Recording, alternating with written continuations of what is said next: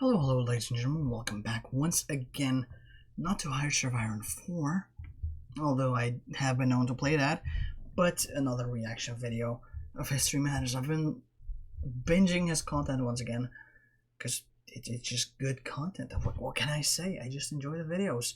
And this time we're going to be watching why was Kazakhstan the last to leave the USSR. We've all heard about this, when the dissolution of the Soviet Union, each satellite state left one by one, and Russia left as the second to last one, if I remember correctly, and Kazakhstan for a while used to be the entirety of the Soviet Union for like 2 whole days, I think, and then they left.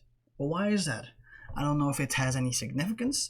Apparently it's interesting enough to make a video, and I do trust History Matters because he's been making some good content in 1990, as you always know. And so I figured, you know what, let's figure it out together. So let's get into it. In 1990, the USSR, already having a difficult time, started to fall apart in earnest. First, Oh, no. It was Lithuania who left, followed by all of these states until December 1991, when only the Russian, Belarusian and Kazakh Soviet Socialist republics remained. Belarus seceded on the 10th of December, and 2 days later Russia, the main component, also left, leaving only the Kazakhs. Not just in the USSR, but effectively as the USSR for 4 whole days until it opted to secede too. Could you imagine an alternate universe where Kazakhstan was like, you know what, fuck all of you. I will stay as the Soviet Union. I will inherit all the claims. And then there, at one point, like 10 years down the line, there's like a funny mustache man that takes over the country and he's like, you know what, let's restore the glory, and it just starts conquering all of Russia. That'd be an interesting scenario. Maybe a very interesting Hoi 4 mod idea for any modders out there. But anyway, let's continue. Which raises an obvious question. Why? Why was Kazakhstan the last to leave the USSR? Yeah. Well, as the Soviet Union was falling apart, there was a struggle for power between Mikhail Gorbachev, president of the Soviet Union, who wanted to preserve the USSR, and Boris Yeltsin, the chairman of the Russian Supreme Soviet, who wanted an independent, non-communist Russia. Yeltsin was in the process of dismantling the USSR's ministries and bureaucracies, and was in contact with the Belarusian and Ukrainian leaders whilst doing so. And these discussions ended with the Belavesia Accords. This repealed the founding document of the USSR between the 3 countries and also created a successor state, the CIS, the Commonwealth of Independent States. In the Kazakh Soviet Republic, this caused anger, since unlike Ukraine, they were still a member of the Soviet Union and nobody had asked them for their opinion. Furthermore, there were a lot of... Why though? I feel like, even though it's not as important as Ukraine, I feel like at that point, before the fall of the Soviet Union, 1 in 4 people in Kazakhstan was like Russian, right? Why not? You'd think they'd find it more important, but then again, it's Boris Yeltsin, the drunk. Dude, the reason why people are very angry with the West and Russia, at least, you know, the older people, is because of Boris Yeltsin. Almost a century of dictatorships, of Soviet dictatorships. People used to be poor but stable. Then all of a sudden, in comes the West, is like, yo, democracy's badass, get some. And they supported Boris Yeltsin. Even when he did some fucked up shit, the West was like, yeah, that's our man.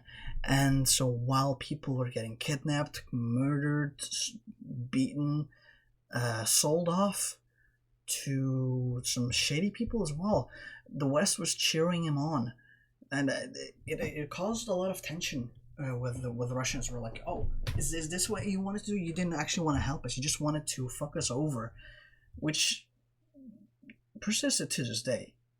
Because yes, they wanted a democratic Russia, but more than a democratic Russia, they wanted a weak Russia, and no one's better for that than Yeltsin.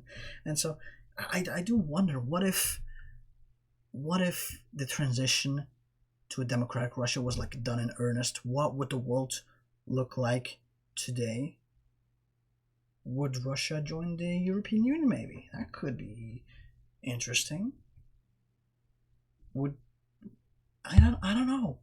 It's something that comes up in my mind now and then, but I don't really have an answer because it's so divergent. Yes, they could potentially join if they were actually democratic. Blah blah blah. They could potentially join, but there's also some history, I guess, in the fact that people still remember the days of this Cold War, and even now, to this day, Russia still gets linked to the Soviet Union despite it not being at all communist. It's a right-leaning dictatorship. Make of that what you will. Which is a shame, you know? I wish it wasn't. I wish, you know, Russia was doing well, but it doesn't. Maybe one day, you know?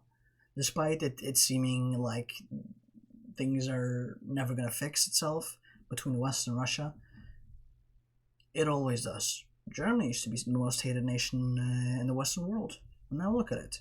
It's leading the EU. Anyway, let's continue on. I ramble way too often in these videos. Of legal questions as to whether these three were allowed to dissolve a sovereign state or not. The Kazakh leader Nursultan Nazarbayev was sent to Moscow by the other Central Asian states to seek a compromise. You see, whilst all except the Kazakhs had left the USSR, many still wanted close cooperation with Russia. The problem was that their leaders were elected within the Soviet framework, and abolishing the USSR may have destroyed their legitimacy. As such, they tried to moderate between Yeltsin's independence and Gorbachev's return to the USSR as it was before. This never happened, and on the 12th of December, Russia left the USSR and only the Kazakhs remained. So what happened during this time? Well, the Kazakhs were doing two things. Negotiating with Russia to allow Central States into the new CIS, which was hoped would be closer to the USSR in its operation than a trading bloc. And also creating the framework to be an independent country just in case everything fell apart. Ah, but they did want closer contact. That's interesting. I wonder if things have gone a bit more different, that would mean that a lot of nations that are now independent would still be a part of Russia. It included changing the Kazakh Soviet Socialist Republic's name to the Republic of Kazakhstan, but again, it was still a technicality since it was the sole remaining state in the USSR. So how did things like foreign relations work? Did Kazakhstan have to represent the USSR at the United Nations or have to take on its foreign obligations? Well, no. The USSR's president and leader was still in the same Moscow office as before, and so all of the international discussions going on at the time were done there. Gorbachev was still the president of the USSR, if it still existed that was, and things were moving so quickly, very few people knew exactly what was going on. Internationally, I guess they just winged it and it was like, you know what, fuck it. No one sees us as the USSR. We won't even act as the USSR. Countries recognized the independence of Russia and Belarus from the Soviet Union, and thus, tacitly, they acknowledged that Kazakhstan was still a part of it. That said, nobody cared, and everybody knew that the Soviet Union was effectively finished and there was nothing that the Kazakhs could have done about it. Which is why...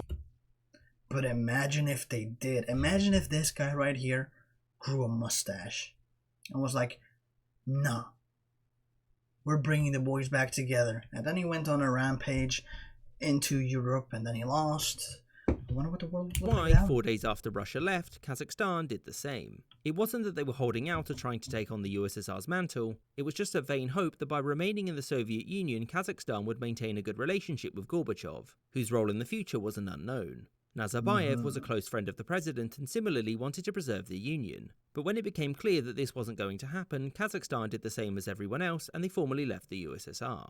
Why didn't they just rejoin Russia, though? They wanted close relations and independence was something that they felt like, oh, if everything goes wrong, we'll become independent. But if their main goal is still to like get like Soviet 2.0 reunion, why didn't they just join Russia and, you know, try to reform something from the inside?